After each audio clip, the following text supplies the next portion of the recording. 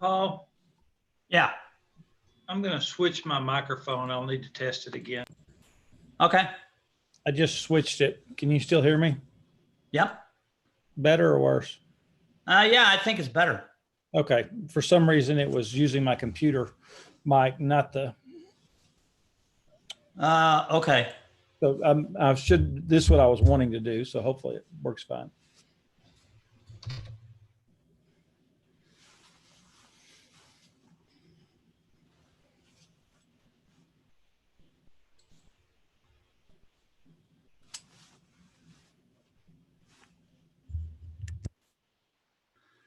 And then about a couple more minutes, I'll let them in because it takes a little bit for them to trickle all in.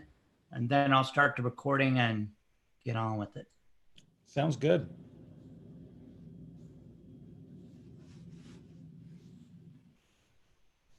Oh, and in the chat box, remember right now, the default setting, it just goes to all panelists. Right. So but you want to change that to all panelists and attendees if you plan to post anything in there. I probably won't, but I've already changed it. So. Oh, okay. I'm not a dual person. I can't.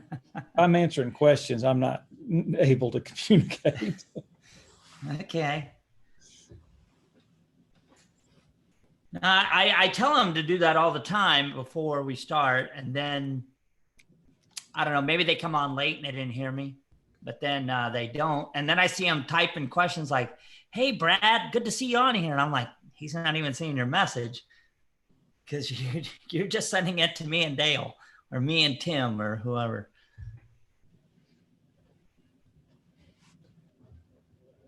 Let's see. Okay, let me go ahead and open it up so they can start trickling in.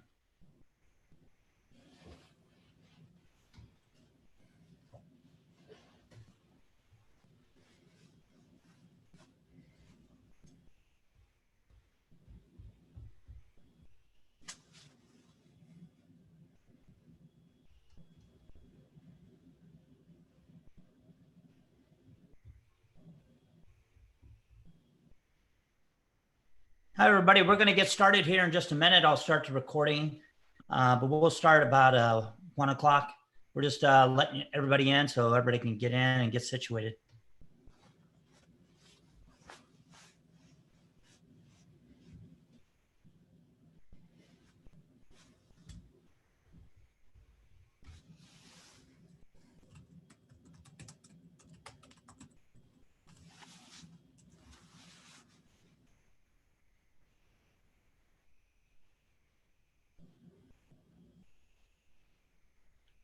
Before we do get started, I want to remind everybody when you're typing in a chat box, right, the default setting in Zoom is to just to send it to all panelists. You want to change that down at the very bottom to all panelists and attendees. This way, everybody can see your message. Thank you.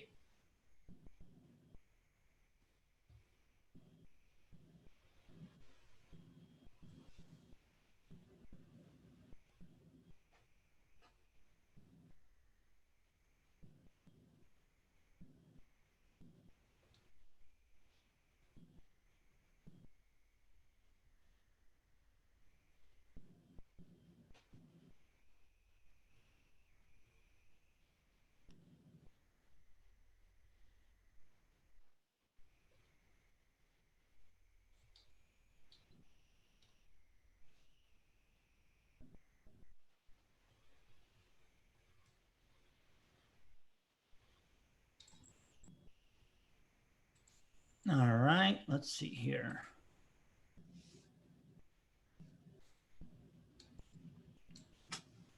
I'm going to go ahead and start the recording and we'll go ahead and get started here.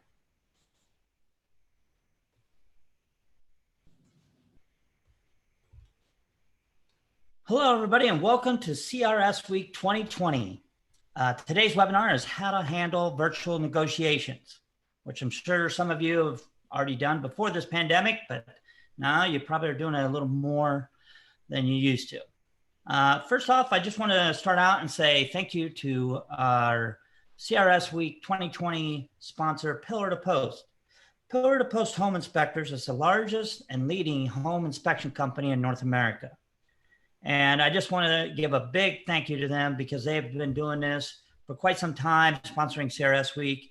And we couldn't do this without their continued support. And just want to thank them. And I want to remind everybody that if you have any questions, put them in the chat box. Down below, you'll see where it says chat. You may have to hover over it with your mouse before you see it. Once it pops up, you can slide that off to the side and it'll remain open. And you can also even slide it off onto another monitor if you have dual monitors. And I wanted to remind everybody for the chat box, down at the bottom, the default setting, it'll say to all panelists. That will just go to just me and Dale only. Nobody else will see it. You want to change that to all panelists and attendees.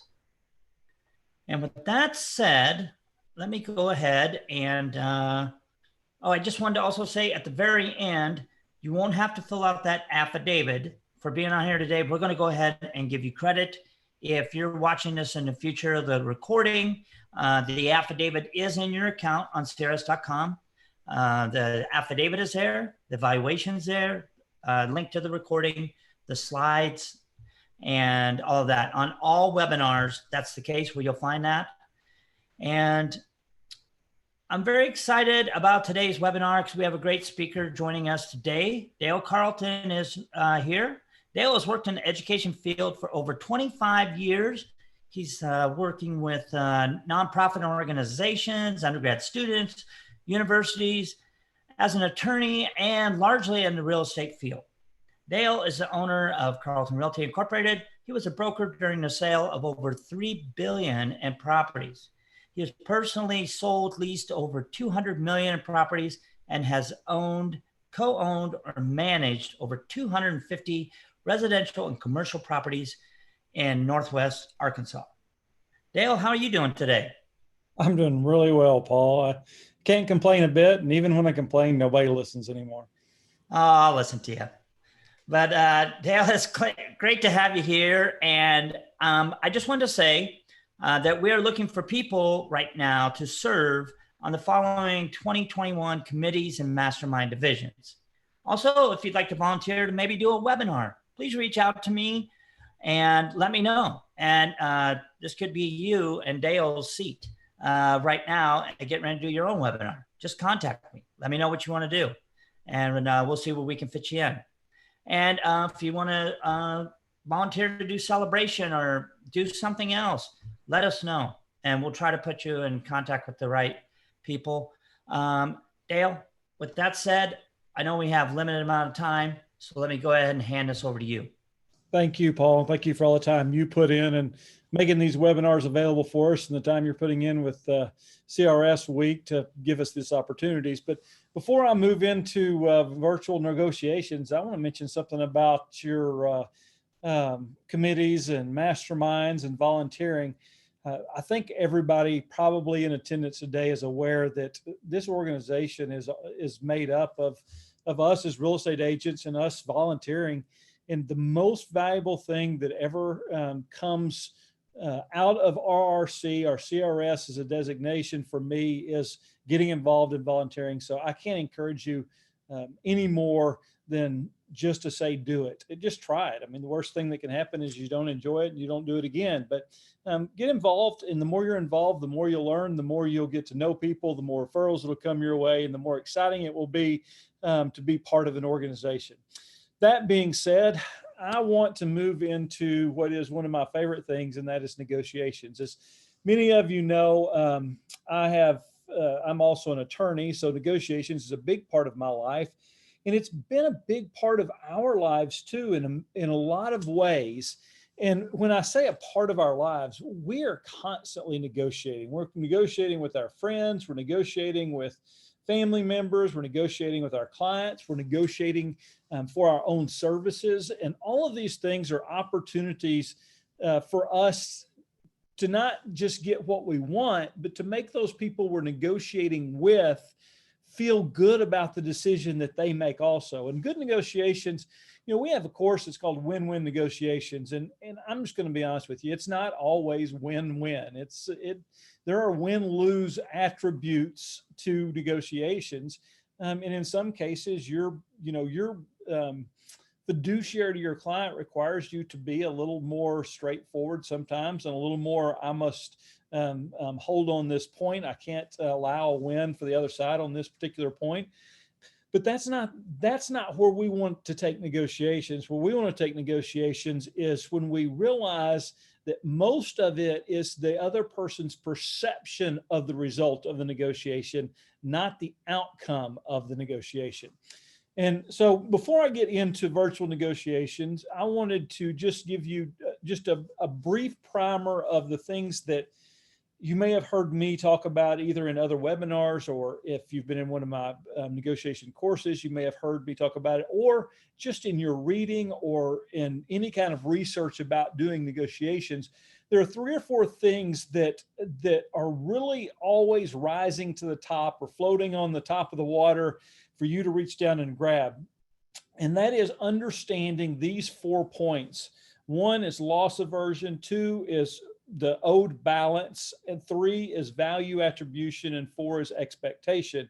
And this is this altruism versus pleasure scenario. Now, I'm not going to spend a lot of time. I could spend hours just talking about these 4 things, but I bring them up so that if you are not aware of those particular phrases and words as they relate to negotiations, take a picture of the screen, save those words. I want you to do some research. And I want you to learn about loss aversion in negotiations. I want you to learn about what owed balance means when you're in negotiations. I want you to understand what value attribution means in any kind of negotiation, and that expectation that you're setting, and that altruism versus pleasure. And I'm gonna touch on all of these as we look at virtual negotiations, and I will be referencing these particular psychological attributes or social attributes that we all use. And the biological evolution. Some of these things happen without your ability to control it. And so as we talk about it, understand that it's not that you're deciding to act in a certain way in a negotiation. Many times you're being influenced to react in a certain way. And what we want to do in being great negotiators is learn what those things are that result in the other parties reacting the way we want them to. And reaction doesn't mean negative. It can be a positive reaction. We want them to feel good about an offer.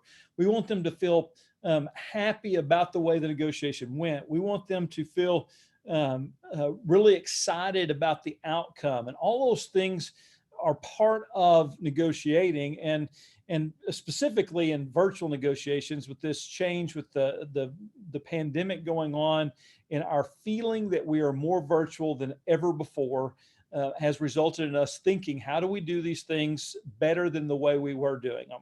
Now, I'm going to make a comment here, and I may reference it more than once along the way, but we've always, well, not always, for many years, we have been negotiating virtually already. This is not a new concept. This is what you all have been doing for many, many, many years, for more than a decade, in email, and now in text, even more so than before, in phone conversations. That's a virtual negotiation. Anytime you're not face-to-face, it's virtual. And just because we've added the world of Zoom and video conferencing to our immediate abilities and things that we may do and add into that which we are negotiating, that's not what we're focused in on. We're going to focus in on the fact that there's negotiations going on that are not necessarily face-to-face, and what is it that we can do, what words that we say, what actions that we take, how we position things so that the negotiation will fall in the favor of our clients, and also leave the impression for the other clients that it also was positive for them. And so that'll leave me, I'm going to start with this expectation, the last point here, the altruism versus pleasure scenario. In negotiations, what we know is that people are more likely to do something from an altruistic scenario than for pleasure. And this has been tested over and over and over again. And the scenario would be something like this. It would be if I offered to pay you to go by my neighbor's house. Let's say my neighbor is 85 years old.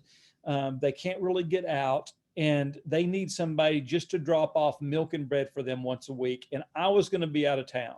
If I called you up and said, hey, I've got this neighbor, they really need help. I just need somebody. I'm going to be gone for a week and for 2 Mondays, because I'll be back the next Tuesday. Would you mind just going by and dropping off a gallon of milk and a loaf of bread at their house for me? And what we know is the odds are far greater that you will say yes if I just asked you to do it from an altruistic scenario, meaning that you're doing it for your own, just because it's the right thing to do. If I were to say to you, could I pay you $20 to go by my neighbor's house? They need help and to drop off milk and bread.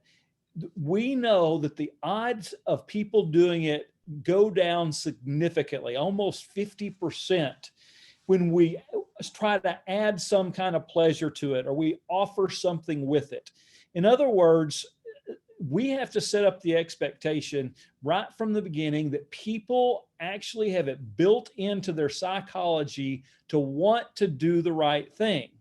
And if we start trying to offer certain benefits for them to choose the right thing, we may actually go against that which we're actually trying to do. So we're going to start talking about this mindset and the things that we say and the things that we do.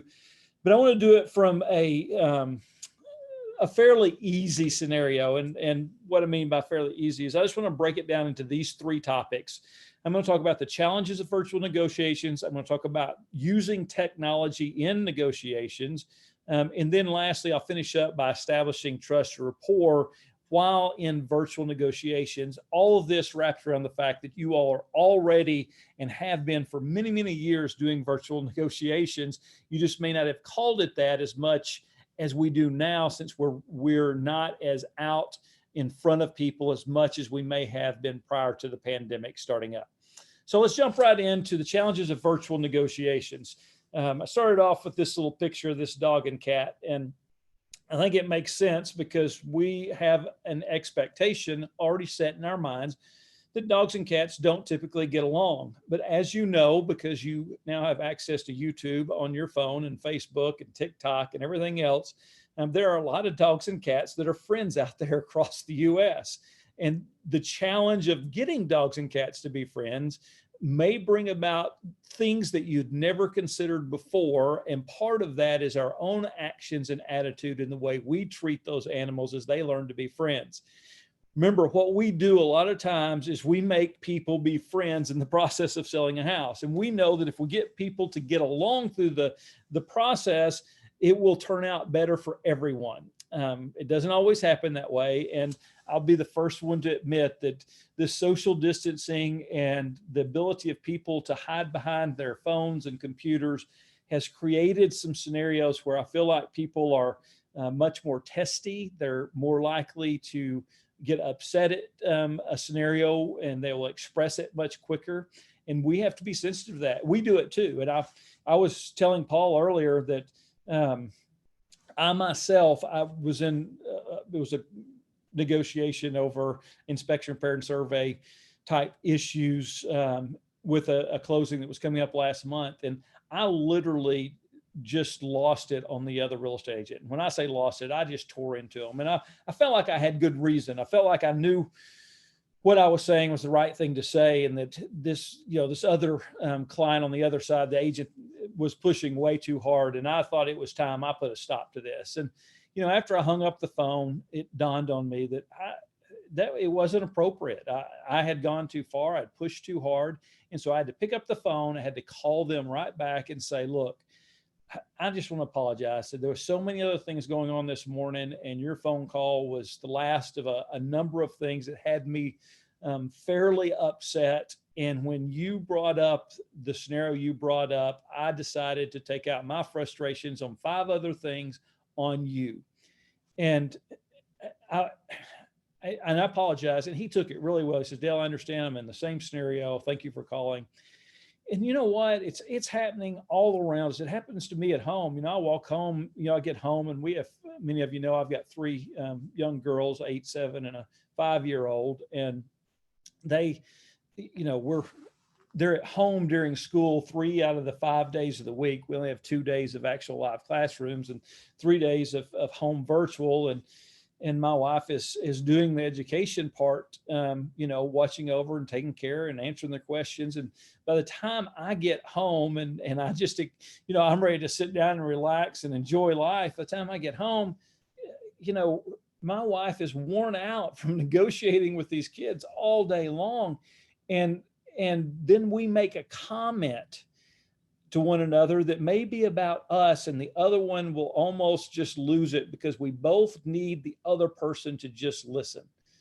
Now, think about that for just a second. There is an opportunity going on because most people you're going to be working with just need somebody to listen to them. And if you'll figure that out, and you'll start working with them and listening to what their needs are and not go in and establishing what you think should happen up front and lay it out softly and kindly, I think you'll find that the challenges that we're going through in virtual negotiations will fade fairly quickly. And mainly because people want to be heard, want to be listened to, and they want somebody to act like they care. The biggest challenge we run into, first of all, is just knowing and understanding that you're actually in a negotiation. And most of you know this, but you know, when you're helping your clients, sometimes you're negotiating with them to help them understand what it is that you're trying to do to better represent them, like why we're going to ask for this particular inspection or repair item in this way. And you're negotiating to help them understand that what you're doing for them will result in the best outcome.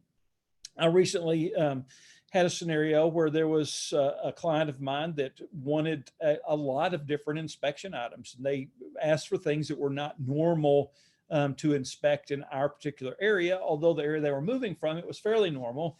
But I had to explain to them right up front that this is not normal in our area. Therefore, I'm afraid that in our little, you know, small town, Arkansas, these particular sellers may get upset for us asking to do so many things and looking so finite into their life and their home as if we don't trust them and their disclosures that they've provided us.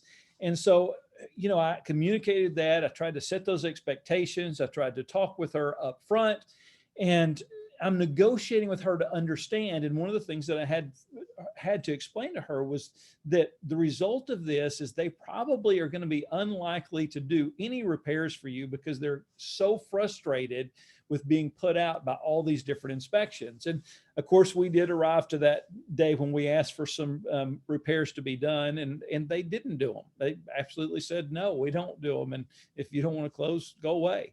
And it was because of frustration, because of the scenario that was going on. Of course, I wasn't representing the seller. I was trying to communicate. I was trying to send things in a way that people would understand. And as we'll talk about in a little bit, you know, I tried to write things out so they could be forwarded on to the other client. But I know that that wasn't happening in this particular scenario. So one of the big challenges is just recognizing that when you're working with your own clients, you're sometimes negotiating with them to help them make the right decision and understand that it's the right decision. And let me start from a brain scenario for you.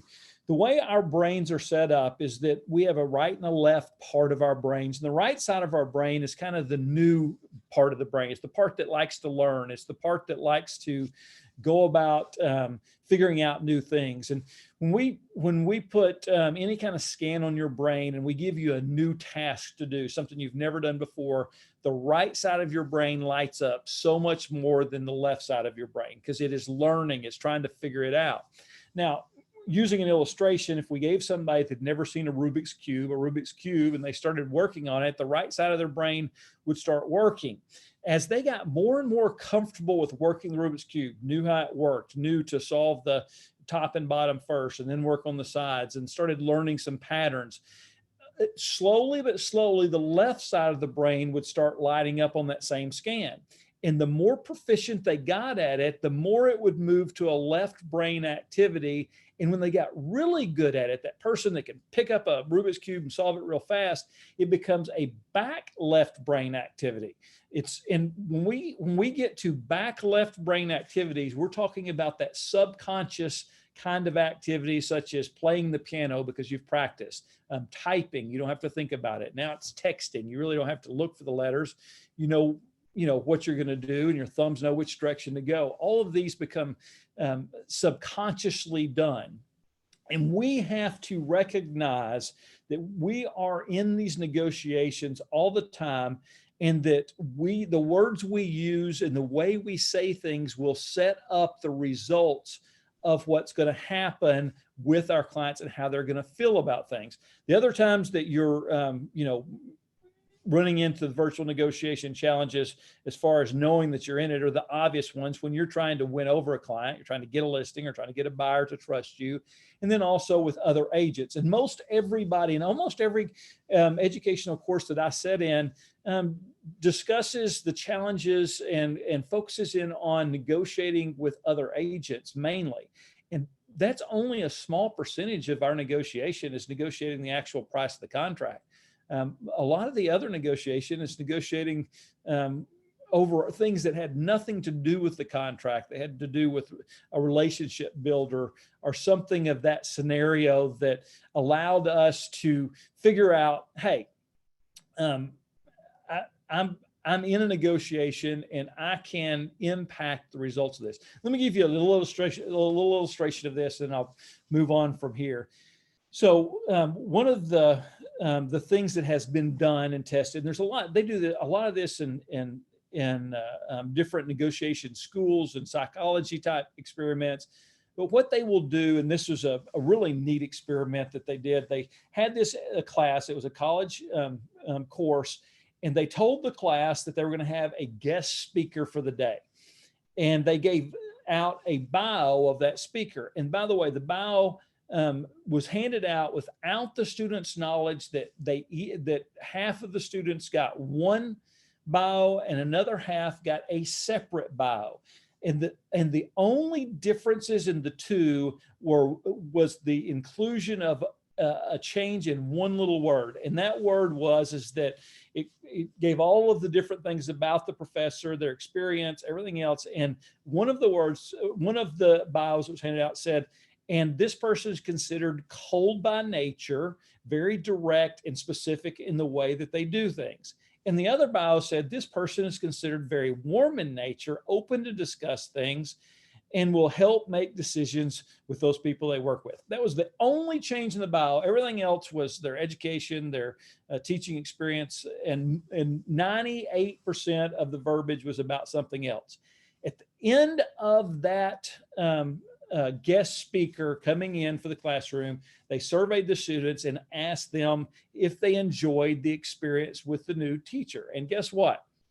Those people that received the bio that said the instructor was known as warm, the vast majority said they really enjoyed the class. Those that received the other bio that said it was a cold, a person was cold, said that the class was, not as good or did not give it as high as ratings. Now, I say that to bring us all the way back around to say, here again is how our words and the things that we say matter so much when we set the expectations by recognizing that we're in a negotiation and then using words that will influence people to feel the way we want them to feel. And this is something exciting to know, that just the change in the verbs you use and the adjectives you use. Let me say it one other way. You come across people in this business that are negative all the time, and it is miserable working with them. And the outcome, usually you're just so relieved. I was talking with an agent this morning that called me, and they said these words to me: I hope I never have to work with that agent again. And unfortunately, that kind of negotiation where the setup is negative and it's push, push, push, result in you avoiding even showing houses listed by certain agents. And we've got to change that. And we got to change that opportunity for us. One of the next challenges that we see in virtual negotiation is identifying comfort zones when we're doing it virtually. It's really hard to find neutral ground. When we're meeting face to face, we can always ask somebody, hey, would you like to come into my office? Would you like me to come to your office? Would you like me to come to your home? Would you like to come into my office? And we have different times and reasons for when we might do those different things. But from a virtual standpoint, we have to determine where they are comfortable communicating from. And where they're at and what they most like, and what's happening as a result of it. So if we know that they're at their home and we're talking to them on the phone, we understand that they may have kids running around in the background, or they may be in their home office, or they may be outside, or they may be fixing dinner if it's 5 o'clock or 5:30, depending on, what that particular person, family, or individual does. And we need to be sensitive to those things and understand where they're at so that we can at least identify that they're okay communicating where they're at. Sometimes the conversation needs to start with, hey, is this a good time? And are you in a good place where we could discuss a few things? And if you're using video, then pay attention to where they're at, because you can see it and ask questions. And, if you're FaceTiming them and you're looking at it, be sensitive to whether or not they're inside, they're outside, what's going on, compliment their background or their office or whatever it might be. Because if you can identify where their comfort zone is, they will open up and tell you more and give you more opportunities to set the play for the negotiation. Next is finding out what the social norms may be in the negotiation. It doesn't matter where you're at. In every community I've been in, there are micro communities of people that act and behave differently. And you have to start in a good negotiation. The big challenge is recognizing the social norms that you need to be playing by. How are you supposed to behave? When you show up in person, whether to act casual or dress casual or to dress professional, depending on the person you're working with. I have a number of clients that if I didn't come with a sports coat, they would completely lose respect for me. This is value attribution. This is one of the big negotiating points. They would look at me, and the value attribution to me would be, I must not be that valuable. And there might be somebody that would be better suited to serve them that would dress more professionally. And then I have a whole nother set of clients that if I showed up wearing a sports coat would look at me and laugh as they walked up in their flip-flops and shorts and think, well, why are you wearing a sports coat? This doesn't fit. The same thing happens virtually in the way you communicate, whether you have a casual conversation or it's very structured. If you talk about, laying out directions for, will you call them back or will they call you back, or will you email or text, and making all those decisions. And when you do text, whether you can use casual language, can you use emojicons? Do you talk about the weather to find common ground? Do you look for some kind of personal preference from them and then act from their perspective and start watching the social norm cues? One of the things that when we're person to person, we can see if somebody gets a text. They look down at their phone or they look at their watch, and we know that they're losing interest in the conversation. With email and text, there's a pause before you get responses. And so it limits the finesse of recognizing what's going on. And so we have to start figuring out ahead of time, usually with a phone call, what a person is like. I have 2 or 3 agents in my area that are very, very formal, and their conversation is going to be very formal. And I adapt to their conversation type because I want to make sure that they feel that I'm giving value to their time and that we're focusing on the right thing. I have a whole other set of agents that are, they want this to be fun. And every time I call, they want to talk about the kids and everything else. And that's part of the social norm. And let me tell you, that is a big challenge for me with virtual negotiations because I'm not good at small talk. I'm not great at showing you I care by asking you questions about you. And people laugh at me all the time and say, Dale said, sometimes we don't think you like people. And it's not that I don't like people. I love people. I like my life separate from everybody else's life sometimes. And that doesn't fit in the Southern vernacular. And what I mean by that is when I go to Walmart in my hometown, before I get home, my neighbor knows I've been there and may have even texted me and asked me if I'll pick up some bread for them while I'm there, because another neighbor saw me there, texted the other neighbor and said they were there. And all of a sudden people know what you did before you knew that they could have known it. And that's supposed to be normal in my area. I know it's not normal in all of your areas. Some of you are, I'm sure, shaking your head. Well, it's normal here. You have to recognize those things, but know that in your areas, there's going to be differences. Not everybody's going to feel the same way you feel, even though it may be norm within the larger community itself. And then getting people engaged becomes this big challenge. People now get so many emails. Now they're getting so many texts a day, and realize that we're Zoom to death, we're Facebook to death, we're video to death. There's so many things that are going on that if you send somebody a really detailed email, do not assume they're going to read your email, because they're sometimes scanning through on their phone, looking for important things to read. And they see yours, and maybe it's a response to an inspection addendum, and they look at it and they don't even read the email. They just open up the link to read what the general addendum or the repair addendum says, and they miss a lot of the verbiage. And so sometimes it might be better for us to think, how do I make sure that I'm engaging them? And that may require some conversations ahead of time. It may require us to ask them what the best way, if they would like for me to call them before I send it.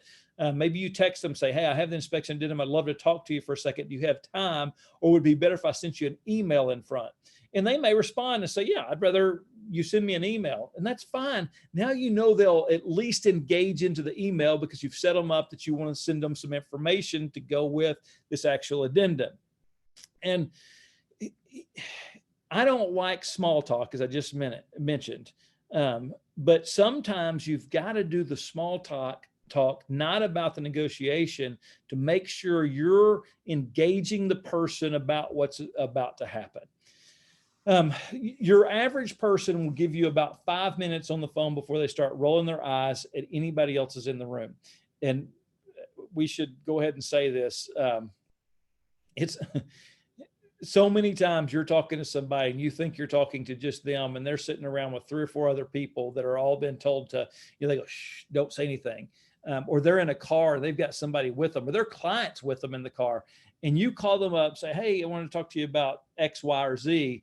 And they say, sure, let's talk about it. And you start the conversation, and 4 or 5 minutes in, they're looking over at the person with them and they're going, oh, hurry up.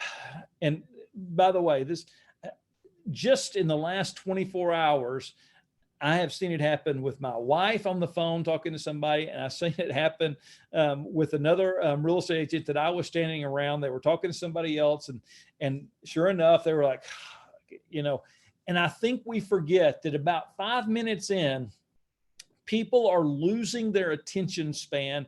And specifically now in this socially distanced world where we have been on the phone so much, we have been texting so much, and we have been on video so much, and we're not together. It just doesn't take long before we lose attention in what's going on.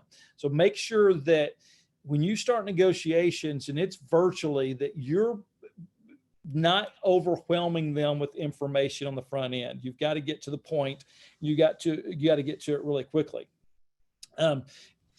So face-to-face negotiations is known to create more opportunities for agreement. It's always been known that if you can get face-to-face, it's a whole lot easier for people to see your body language, to see your sincerity. But the big thing, and I think all of us have felt this here lately, is that people are less honest when they're virtual. Now, I know not you all, nobody on this webinar is dishonest at any point in time.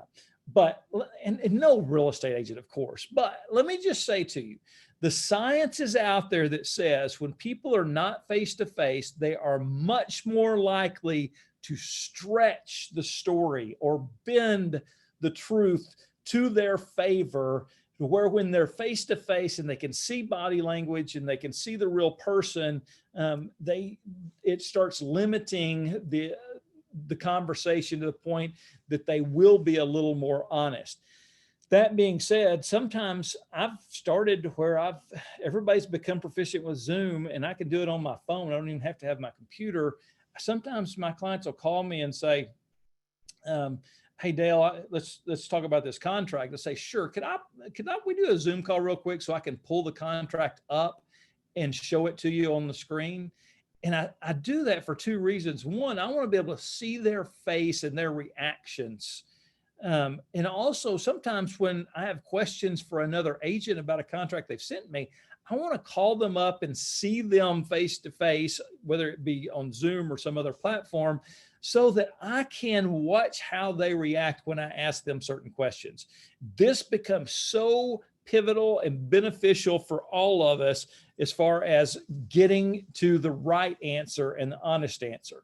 So that brings us to using technology, and I've kind of already softened this blow a little bit because you all are already doing this. You've just got to figure out what works best for you and when it works best for you, and what works best for the person you're negotiating with and when it works best for them. It's likely going to change depending on the person. Do not think that every person is willing to get on Zoom and talk to you or do FaceTime on your phone. Some don't even want to talk to you on the phone. They'd much rather it all be email or all be text. As a matter of fact, I'm one of those person that prefers it, but I've learned that I can't get the best outcomes and I can't set up people to feel the way I want them to feel if I'm just sending a text or an email. It is so limiting in what I'm actually trying to do. So move away from your comfort, move towards their comfort zone, and find out how it is they prefer to be communicated with. And especially when you start negotiating, you communicate with them in their comfort zone. You're going to them, don't make them come to you. Then learn that saying things in less words is pivotal in virtual negotiations. You've got to let your words finish your sentences. It's no longer as important for us to say everything that we think. Sometimes it's important for us to state the fact and be quiet. I used to say, you state the fact and you shut up. But now that I have a 5, a 7, and an 8-year-old at the house, I can no longer use the word shut up. It is apparently as much of a cuss word as many of the words my dad beat me for when I said. So quit finishing your own sentences and start stopping your sentence after you've said what's important. Use a few more adjectives to describe those nouns. In other words, I have a wonderful offer that I think will benefit your client. Period. You don't have to tell them why you think it's wonderful and how it will benefit them. As a matter of fact, if that's not obvious on face, then they're not going to believe it anyway. But all you're trying to do is give them the impression that this is going to be good. It's going to be pleasurable. And when you do that, this left back brain takes over. And let me see if I can give a little bit better illustration. We have two types of reactionary brains to when people say things. We have a fast, happy, fun part of our brain, and we have a slow system part of our brain. This is our left and right brains. And that slow system part of our brain is very beneficial in doing things the same way and repeating processes and remembering how we did something last time and avoiding dangerous places. The fast part of our brain is the one that was very handy when a lion jumped out of the woods and we knew we had to move quick and get out of the way, or we had to yell or scream to keep somebody from falling. Or that fast part of our brain is very, very good for doing things quickly, and it's very reactive. That slow part of our brain is really good at repetition and protecting us from making a mistake again. And what I want us to start doing, as we're using technology, is start thinking about not using our fast brain.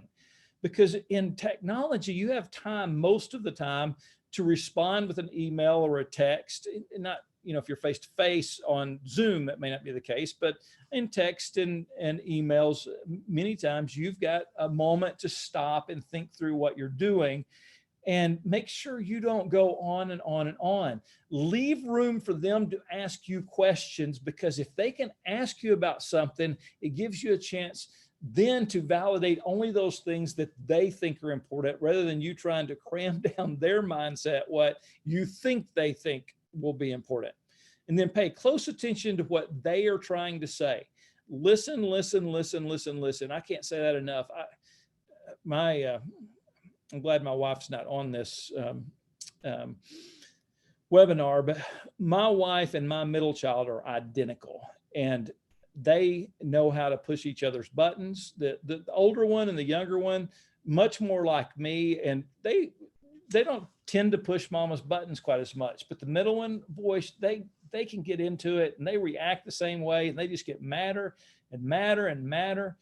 And all each one is for the other person to listen to them. If Hannah K, my middle one, would just stop and listen to what mama's saying, it would be fine. And by the way, same thing with mama. If she'll just listen to what Hannah K's saying, they don't fight when they listen, but they are so much alike that they have to argue, and fight's a bad word. They have to negotiate over whether or not it's good to have a Twinkie. And my point is for us to pay real close attention to what that other person's trying to say and what they're trying to tell us. And it's difficult sometimes in the technology world. And remember this is just a note, because I know you know this, but let me just say it out loud. You must remember that what you say may be permanently said when you're dealing with virtual negotiations. It may be being recorded. For instance, this is on Facebook. It'll be out there. I'm sure what I'm said will be seen again or heard again.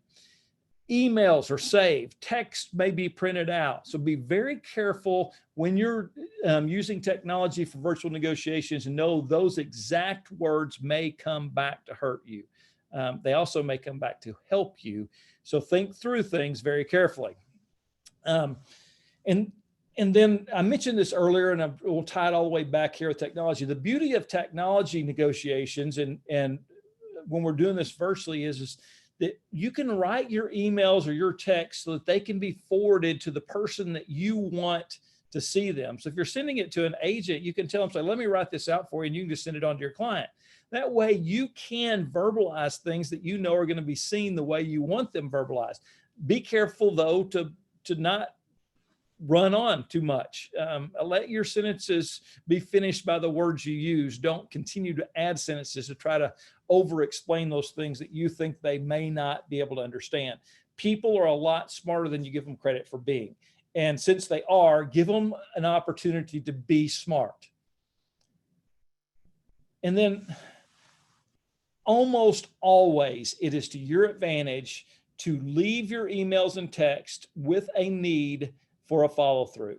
And I don't mean an action item. I mean setting it up so that there's something that they need to contact you back about. And that way you can get feedback about how they felt about the email or text that you sent. And it's an opportunity for you to make sure that things are in fact going the way that you wanted them to go, and that they understood the way that you wanted them to understand. Now with video, like I said, you can record video, by the way, and send it to somebody. Matter of fact, several years ago, it became a big thing. People would send an email or text, and an agent specifically would pull out their phone. They'd record a video, say, hey, my name's Dale Carlton. I want to send you a video. And you could record it and send it on, and you have the chance to get it right. And they have the chance to see your face and the way you respond. But now with technology really advancing, where most everybody, even my 80-year-old dad, can get on Zoom with me. The kids, my 5-year-old can open a computer, log into Zoom, contact my dad, who's 80 years old, who can then get on, and they can communicate with each other on Zoom as if it is second nature to them. Same thing with FaceTime on your phones, depending on what kind of phone you have. it's pretty easy for you to do live conversations real quickly with people if you need them to see what it is that you're trying to tell them. And know this, if you're on some kind of video, recorded, Zoom, FaceTime, I don't care what kind it is, the surroundings around you say something about you. And for instance, we'll use where I'm at right now. I'm actually in a hotel room. The room you're in says something about you. You didn't know where I was at, or you didn't know if this was my house or where I might be. Well, I happen to be in a hotel room at the moment because I had to travel for a couple of days. And what they see can influence the way they think. If it's clean or if it's dirty, if it's fun or if it's stale, all those things are important and will set part of the way they feel about things. And then there's obviously, when we get on Zoom and all these videos, there's eye contact issues. As you may have noticed throughout this webinar, sometimes I'm looking right at you like I am now. And sometimes I'm not. I'm looking around because I'm looking at to make sure that there's no comments coming through that I need to respond to. I'm looking at the PowerPoint slides. There's a lot of things going on in front of me. And only occasionally do I think to look at the camera. If you want somebody to believe what you're saying, look right at the camera when you're doing some type of virtual negotiation, because it's just like looking somebody in the eye. They feel you mean what you're saying if you can look them right in the eye. And for most of us, that's looking them in the camera. The last part of this is just establishing trust and rapport in virtual negotiation. And what I mean by that is, it's so much easier when you're live at face-to-face to establish trust and rapport. But when you're doing it virtually, you've got to find ways to make sure that they know that you're being honest, sincere, and what you're saying is important. Yeah, I see that. Establishing trust, rapport. It's rapport. Apparently spell check got a hold of my PowerPoint slide when I was sleeping last night. I appreciate that, Mike.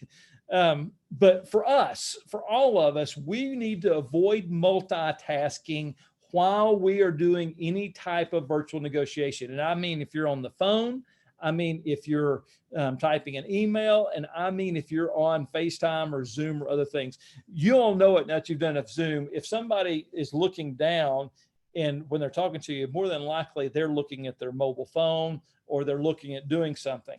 And what I want to make sure you understand is people feel that. And they also, you can end up trying to multitask when you're not as good at it as you think you are. And you're trying to type an email while you're talking on the phone. And then you send that email because it was time sensitive, but the whole time you were talking on the phone. And so you didn't reread the email. You didn't make sure it was grammatically correct, such as report rather than rapport being on it, or something of that nature happens, and you didn't give your attention to the task, and therefore it didn't turn out in the best it could have turned out. When you email or text while you're on the phone, you're often going to lack, and I left the blank there on purpose because there's a lot of different things we could insert there. You're going to lack clarity. You're going to lack the ability to make it say exactly what you wanted it to say. Sometimes you're going to forget to press send. You're going to have emails sit there or text sit there that you forgot to ever press send, which by the way happens to me a lot when I'm texting and doing something else. And then I think I hit send, I shut my phone, and then 30 minutes later, I realize I never even actually sent that out.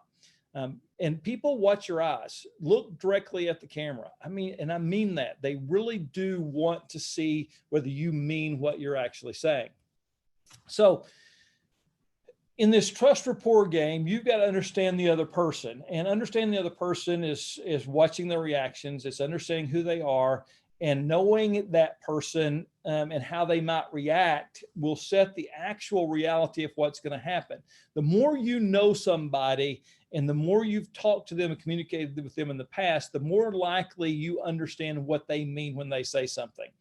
The less you know them, the more you've got to spend time so that you can figure out what to expect and make sure that you know what will happen is what you want to happen, because it's not what you expect, but it's what actually happens at the end that really matters. And what ends up happening is where you get their trust. If you say, this is going to be an easy transaction, and it becomes a miserable transaction, it does not matter that you set up for it to, that it would be easy if you don't make sure it stays easy. If you set it up that it's going to be an easy transaction, you need to do what you can to make it seem that way all the way through, because they expect it to be easy because you set it up and said it would be. And allow people the opportunity to react and open communication to their reactions, and especially in this COVID scenario. And what I mean by this COVID scenario is that people have reactions, and some people are holding them back. And some of the people out there are wanting to say something, and they never got the opportunity, or they didn't say it because they weren't given that chance to say it. When you have a communication to somebody, especially in negotiations, when you're trying to get them to a certain point, I want to make sure that you allow them the opportunity to react in the way that they would want to react. Meaning, if they're upset, if they are frustrated, give them the opportunity and tell them that. Say, look, tell me how you feel about this offer. I mean, I'd really like to know, because I want to be able to communicate with my buyers how you think the sellers are going to react to it. And then shut up. Excuse me, can't say that anymore. Be quiet and listen to them, and allow them an opportunity to say what they really feel, and don't react to their feelings. When they say, this is a horrible offer, we're going to probably have 6 offers by the end of the day, and yours has got, it's contingent on inspection, it's contingent on financing, it's $5,000 less than asking price, and you asked for $4,000 in closing costs. And this is ridiculous. It's going to waste my time to present this. And it's at that opportunity you can say to them, you know what, I am so thankful that you passed that on to me so that I can pass it on to my buyers, that how that you feel it will go over to their sellers. And if they want to change anything, I'll let you know. And that gives you the opportunity to say things to your buyers that instead of you having to say it, sometimes it can come from the other party. Most of the time you've already said it. And you need some backing. And so this is a good way of getting it again.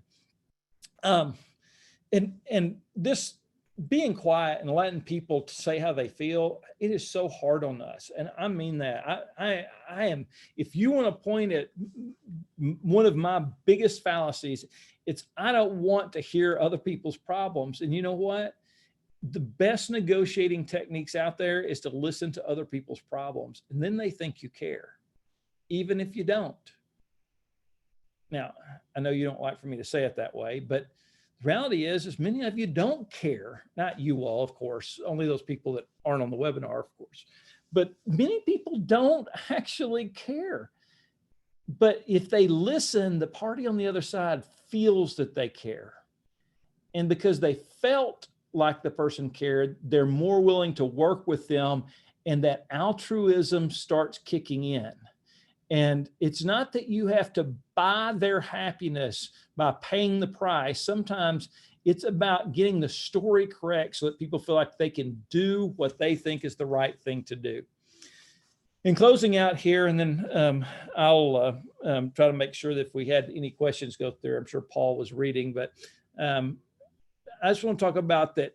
You've got to recognize when information is being withheld, because the difference in in-person and virtual negotiations is that many times we don't know everything that's going on.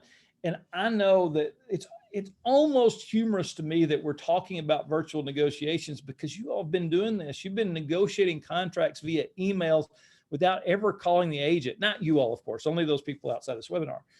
And I know it happens because I get offers all the time, and I get inspection addendums, and I get general addendums with no explanation, no call from the other agent, just an email with the actual form or the contract. And I often think, you know, it'd really be helpful to kind of have a little background here and something to talk about, because my clients would like more information. So try to do via virtual negotiation the same thing you might do if you were in person, meaning answer the questions and give them, say, if you're going to send an email, say, look, send an email with it that says, attached to the contract. Let me see if I can answer a few of the questions you may have, and always feel free to call me if there are more. And then pretend that you know their questions and give them information. And by the way, don't be scared to admit that somebody, that you don't know the answer to something, or you don't have the right answer. Sometimes the best negotiating tactic is to say, hey, I'm not sure what to do in the scenario. Here's what I think would work. How do you feel? And what you've done is you've taken what might be a very divisive scenario, you've said you're not positive, and you're allowing them to interject and be a part of the communication. And give pauses, long pauses, and let them have an opportunity to speak, and listen for long pauses from them, because that might be them trying to give you an opportunity to speak and fill in the blanks, and give additional information. Pay attention for those long breaths. This is, my wife says I do this all the time. At the end of my listening ability, what I do is I go, and I don't recognize that I'm doing it. It's very subconscious. And I know that other people hear that. And I try not to do that. But it happens. And it indicates to people that I am no longer willing to listen to what you have to say. And so I'm having to figure out different ways to keep myself engaged. And we have to work on that engagement. And we got to pay attention, because sometimes in virtual transactions, especially in negotiations, it's the questions that were never answered that are most important. And let's say it this way: you respond to an email and you ask 3 or 4 questions, and they answer 2 of the 3. And it's that unanswered question that may have that withheld information, and that withheld information may be the key to everything that you need to know. And so we've got to figure out a way, bringing this back around, to find a way to have a conversation again. And I think most of you have heard me say this, but our country has a problem right now. We do not know how to communicate about our differences. And I'm talking politics. I'm talking about so many things that we've got to learn how to sit down again and have a conversation and listen and be sincere. And by the way, it's okay for somebody else to react differently than you would want them to react. Listen to that, learn from that. Hopefully you'll be able to take that reaction and learn from it, and maybe be a better person, and maybe negotiate better. But as a country, as a real estate agent, as a group of CRSs here today, we need to communicate better. And doing it virtually has become a big part of our life right now. So we've got to work hard at it. Paul, I have reached the end of everything I have to say. I know we have 2 minutes left, so I don't know if you saw any questions come by that I may have missed. Because I'm on my laptop in a hotel, I have the chat box so small that I can't see it. So I'm going to stop sharing, and that way I can enlarge the chat box while you're coming in. And if you saw any questions that I need, feel free to point them out. Otherwise, I'll look through them. And yeah, Dale, I can tell you, we don't have too many in there. I wanted to clear up one thing right now. Everybody is saying that you're having trouble finding the affidavit. If you got credit, where do you find this? Where do you find that? With the webinars, I just want to say that everything is in the same place. If you go to crs.com, now you have to log in so we know who you are. You just don't go to crs.com and you're going to see everything. You have to log in. You have to click at the very top and set login, put in your email address and your password. Once you're logged in, click on my dashboard. Then you're going to see all these options pop up. You want to change your profile. You want to change your picture, whatever you want to do. There's all these options. But one option is to go to My Education. Once you get into My Education, the whole list of all your webinars is listed right there. You have to click on each individual webinar. When you do, it should come up with the link for the slides. There'll be a link for the recording or for the live webinar. If there's any handouts, that'll be there. Also, there'll be a link for the evaluation. There'll be a link for the affidavit. Everything is in one place. And then after you filled out the affidavit, or if you already have, once you click that webinar open and you see all those, what we call course parts, like evaluation, the slides, the link, right underneath, it'll say either registered or it might say passed. That means the evaluation's already been filled out. And for CRS week, there's so many people on here. We're going ahead and we're passing everybody on here. So if you go in there and you see the affidavit's already filled out, that's why it's already filled out for CRS week. Because if we just turned you all loose onto the website after this is over, right now we got about 620 people on here. Our website's going to crash and nobody's going to get through. Everybody's going to be mad at me. And so we're just going to go ahead and give you guys credit. But eventually, you know, you can go out there and you can look around, rewatch the recording. You can get the slides and all of that. But Dale, we did have a couple questions. One is, in this new world, more people are getting offended. How do you suggest to keep us out of trouble? Don't say what you're thinking. You know, it's a reality that we know this, that when we've moved into this social distant world, and we're forgetting how to communicate. We're forgetting how to be conscientious of other people. And I think the first thing to do is try to treat everybody as if they're somebody you care about, even if you don't. I mean, there's people in this world I don't like, and I really don't. I just don't like them. They don't appeal to me. There's actors I don't like to watch on TV. There's different athletes. I don't like their personality. But even if you don't like them, pretend they are somebody you do like. Put a face to them of somebody you do care about and react to them as if you're reacting to that person. And that's a whole lot easier when you're emailing and texting. And somebody just said, because of COVID-19 and that, and we're all wearing masks, or we're trying to, they want to know, I mean, because now they can't see if you're smiling or what. So how do you do that? I mean, that makes it even harder. Well, I'm going to suggest something that is a true statement, but it might not be appreciated. But they can see you smiling even when they can't see your face. You can tell by people's eyebrow. Well, if Botox has kind of stopped some of that too. But the reality is we have so many muscles in our face that when you're smiling, even with a mask on, and there's already all these psychology experiments going on with children and how they're learning to talk without seeing people's mouths move, because they're not as integrated in watching other people other than their own immediate family speak, but they're learning from cheekbones and other things. So it's a gut instinct. You in your subconscious mind are reading people all the time.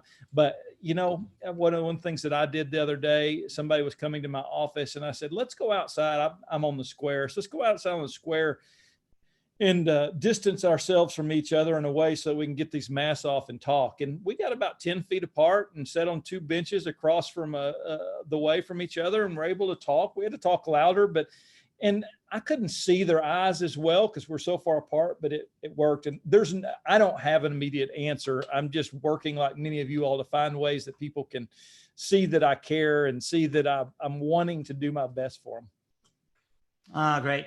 And as somebody says, when you get a response to an offer presented stating that the seller is countering at full price, what would be a good response? In my opinion, that is truly not a counter, other than they are accepting the terms, just not the price. Yeah, we've reached in many of our areas, in certain price ranges, we've got multiple offer scenarios. Our inventory is so low that that sellers and listing agents can react much more abrupt, like, hey, it's full price counter, and really give you nothing. So in a normal market, my response would always be this: is there anything about this offer? And I usually like to do this ahead of time before I even write the offer. I call the agent up and say, hey, before I write this offer, is there anything that we should be sensitive to when writing this offer that would be really important to these sellers, so that we could come to agreement? And, some agents say the price, and that's all they'll tell you. And it is a challenge working with some agents because they won't give you additional information, but you can ask. And then you might ask, well, could you ask your client and just get back with me if there's anything as far as terms, as far as timing of closing, whether we do inspection, financing, things of that nature that would be important to them as we write this offer, and see if you can get something out of them. But unfortunately, you are still dealing with other agents, and they're human beings, and they don't always react like we want them to. And I wish it was different, but just keep trying. Don't give up, and tell them. I've got to the point sometimes I said, look, I'm really trying to find out some information from you, and I feel like you're stonewalling me. Is there a reason why? Is it because you don't like me? Is there, try to get them talking and get a reaction from them, and listen to the reaction, and don't react to their reaction. Just listen to it and see if there's something you can do. Oh, great. Oh, and there's a couple of questions in the chat box. Lynn, you want to know if you could copy the chat. I believe you might be able to just highlight it and scroll upwards, and then you can copy it and paste it like in a Word doc. So you can do that, but I would suggest to do it now because we're going to be done here shortly. Dale, we did get another one. How do you get the other agent to meet virtually to present the offer when they have multiple offers? Yeah, and many times you can. I am actually with another agent right now. We're in different hotel rooms to socially distance, but we met here, and he has 11 offers that he's dealing with right now. And it's with a house that's going to sell it over asking price. And they're probably going to take a cash offer deal. They're not going to take financing, and they're going to probably look for one without an inspection clause. So there's certain things they're really looking for. And the reality is it's probably unlikely in those unusual circumstances where there's more demand than there is product that you're going to get them to communicate.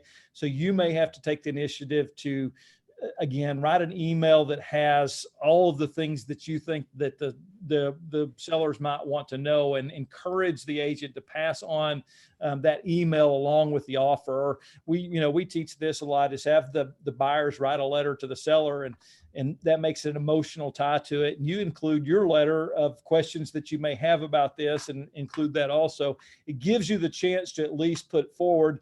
And I still will use videos occasionally. I'll video my comments and send them, and welcome the agent to forward them on to the seller. That's the only way I know, because in many cases, like in the case of these 11 offers, the agent doesn't have time to listen to 11 people give their story, especially when many of them aren't even going to come close to getting accepted. Oh, great. And then everybody's wanting to know if you get the same credit for watching the recording as the live. Yes, you do. But if you're watching a recording and you weren't here on this live one, you just got to miss out with having Dale live. So you did kind of miss out on something. So Dale, one more question, and I think we're going to get you out of here. How about working with a seller who wants to overvalue his property in a low inventory market? How do you deal with that? Well, it was once upon a time I wouldn't list a house that was overvalued, but with this low inventory market, I just tell them the truth. I say, look, it's highly unlikely your house is going to appraise for that amount of money, but with the amount of buyers we have out there, I'm so excited to get it listed that I'll list it overpriced. And I'll tell them, I think we're listing it way over its real value, but hey, let's see what happens. And I will be honest with you, I did that recently in this last 2 or 3 months, and I let them overprice the house, and it did not sell like the other ones. And then they got frustrated, but at least I had said up front what the problem was. So just be honest with them, tell them the truth, and say, and I know the reality is in this market, the sellers have some control, and overpricing a house is not necessarily a bad thing like it may be in a normal market where you may miss out on sales. People right now, we're getting offers like most of you are that are well over what they'll functionally sell for with an appraisal. So we need to adapt ourselves and understand where they're coming from, and try to listen and represent, not control in some cases. Although I do like to try to control. Well, with that said, let me go ahead and share my last screen here. Last slide, I should say, and let me get that lined up. There we go. And I want to let everybody know, if you enjoyed Dale, will be back in October 14th. And I'm going to put a link to the chat box. on his next webinar. It's in the chat box now. How the pandemic has impacted residential rentals and evictions. That's October 14th at 1 p.m. Central. And before that, next week, we have client, community, and charity events. Let me go ahead and put the link in that one if you're interested in that events webinar. And then the very popular Chris Bird will be back to talk about Tax Talk 2021, which probably for some of you will be a very interesting tax season. Chris Bird will try to walk you through it and make it not be so bad. And let me put a link in for Chris's too. So I know sometimes it's hard to find those. There's for Chris's. And I just want to thank everybody for being here. This has been the 4th webinar this week. We have one more coming up. It's tomorrow. Tomorrow's is at 11 a.m. Central. And just letting everybody know that's still on here, we're going to send out that email. We're not going to send it out first thing in the morning. We're going to send it out tonight since it is at 11 a.m. Central, mainly for people in Hawaii. Because remember, for them, this will be very early. It'll be about 5 a.m., I believe, for them. So we're just getting an advance notice that it's going to be there. But then you will get one about 30 minutes prior to the webinar. And remember, you don't even have to get the email to get on this webinar. All the webinars are in your account. Like I've been saying, the link to get on this webinar will be, and on tomorrow's webinar will be in your account. So if you go to CRS.com, log in, you find that webinar, you'll get in there. What is tomorrow's webinar? It's nobody else than Lee Brown. We'll be closing this out on September 25th, 11 a.m. Central. 11 a.m. Central, that's noon Eastern. Trends and insights for 2021. Everybody's probably like, what can I expect for next year? It's just such a weird year, of course. So, well, Lee's going to be telling you what you can expect to see, what you should be doing. And if Lee says it, probably better be doing it. Well, Dale, before we get out of here, is there anything else you wanted to say? No, I just thank you everyone for being a part of CRS Week, and glad you all could be a part today. And I look forward to hopefully seeing some of you tomorrow on Lee's webinar. And hopefully we'll all be able to get together soon and live and in person and share some hugs and kisses for those of you that do that. All right. Thanks a lot. Oh, and just one more thing. I wanted to go ahead and type the link to volunteer. If you wanted to volunteer, the link is in the chat box. And we do appreciate that. Like I said, if you're interested in doing a webinar, send me an email. I send you guys emails. You can respond to that. Let me know. I mean, don't be nervous. I know Dale makes it look hard. Dale makes it look easy. And I'll walk you through it. We'll get you through it. So just let me know what you're doing. Anyway, Dale, thanks a lot. Really appreciate you being here. Great working with you again. I'm looking forward to that webinar on the 14th. Thank you, Paul. Thanks, everybody.